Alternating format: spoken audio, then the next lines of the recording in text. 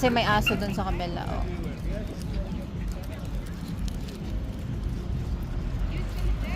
So, lakad-lakad lang tayo, mga beshi.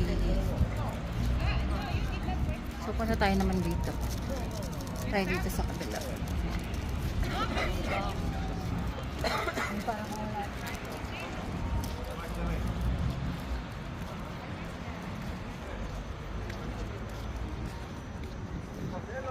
Malamig.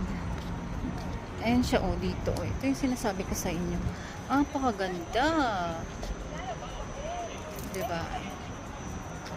Ganda dito kung gusto nyo mag-chill-chill dyan sa baba. Ayan. Marami silang space. Ayan, napakaganda.